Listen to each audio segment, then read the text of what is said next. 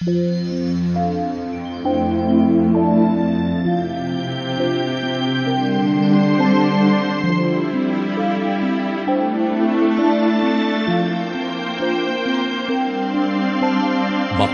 ang bumabasa at ang nangakikinig ng mga salita ng hula at tumutupad ng mga bagay na nangasusulat doon, sapagkat ang panahoy malapit na.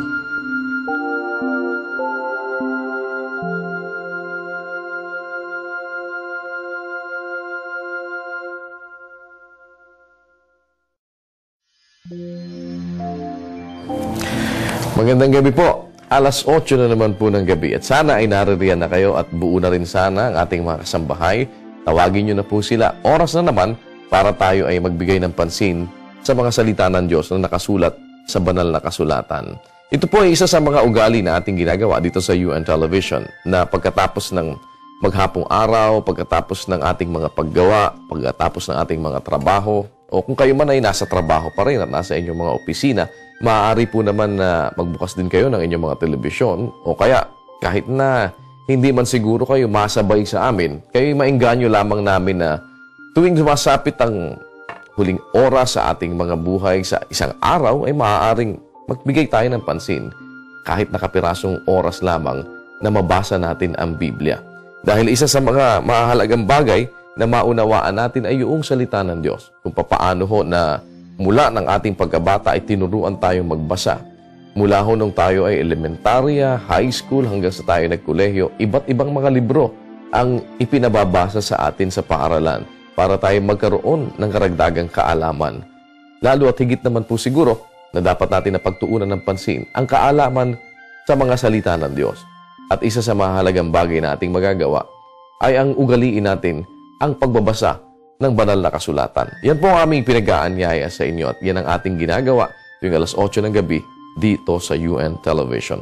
Sa ngayong gabi po, ipagpapatuloy natin ang ating mga pinasimulang binabasa sa mga talata ng banal na kasulatan. Kung wala kayong mga Biblia, sundan po ninyo sa inyong mga television screens. Narito ang pagpapatuloy ng ating pagbabasa ng mga talata ng banal na kasulatan.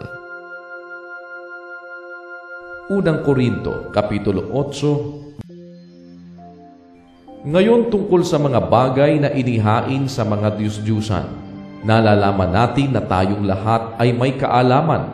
Ang kaalaman ay nagpapalalo, ngunit ang pag-ibig ay nagpapatibay. Kung ang sino man ay nag-aakala na siya'y may nalalamang anuman, ay wala pang nalalaman gaya ng nararapat niyang maalaman. Datapwat kung ang sino man ay umiibig sa Diyos, ay kilala niya ang gayon. Tungkol nga sa pagkain ng mga bagay na inihain sa mga Diyos-Diyusan, nalalaman natin na ang Diyos-Diyusan ay walang kabuluhan sa sanglibutan at walang Diyos liban sa iisa. Sapagkat bagamat mayroong mga tinatawag na mga Diyos, maging sa langit o maging sa lupa, gaya ng may maraming mga Diyos at maraming mga Panginoon.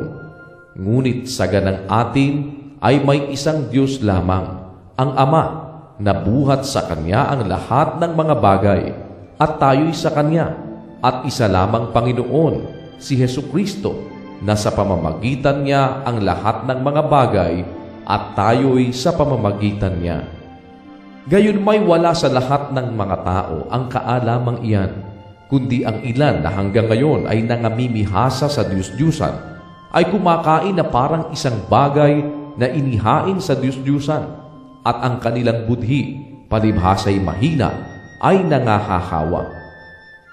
Datapot ang pagkain ay hindi magtataguyod sa atin sa Diyos, ni hindi tayo masama kung tayo di magsikain, ni hindi tayo lalong mabuti kung tayo'y magsikain. Datapwat magsipag-ingat kayo, baka sa anumang paraan ang inyong kalayaang ito ay maging katitisuran sa mahihina. Sapagkat kung makita ng sino mang ikaw na may kaalaman na nakikisalo sa pagkain sa templo ng Diyos-Diyusan, hindi baga titibay ang kanyang budhi kung siya'y mahina upang kumain ng mga bagay na inihain sa mga Diyos-Diyusan?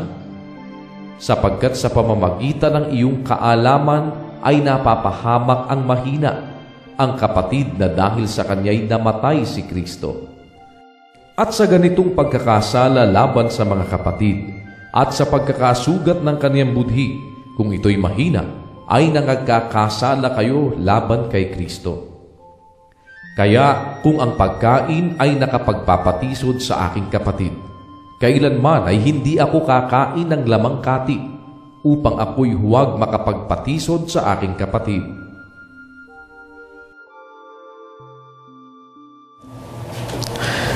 Maging sa sulat din po ng apostol na si Pablo, nang isulat niya ang kanyang sulat dito po sa mga Ebreo, susulat niya sa mga Ebreo, sinabi niya sa 4:12 na ang salita ng Diyos ay buhay at mabisa at matalas kaysa alinmang tabak, na may 2 talim at bumabaon hanggang sa paghihiwalay ng kaluluwa at espiritu, ng mga kasukasuan at ng utak, at madaling kumikilala ng mga pag-iisip at mga haka ng puso.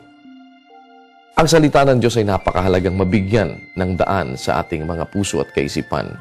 Kaya po kami ay nag-aanyaya sa inyo tuwing sumasapit ang 8:00 ng gabi na samahan kami sa pagbabasa ng mga talata nito.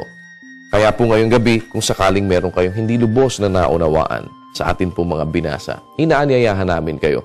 Maaari po kayo magtanong sa palatuntunang Ang Dating Daan at sa palatuntunang Itanong Mo kay Soriano sa pangunguna po ni Brother Eli Soriano. Nang sa ganun ay mapag-aralan natin yung mga katwiran na ating nababasa at magkaroon ito ng liwanag sa ating mga kaisipan. Dahil lagi nating tatandaan, mapalad ang bumabasa.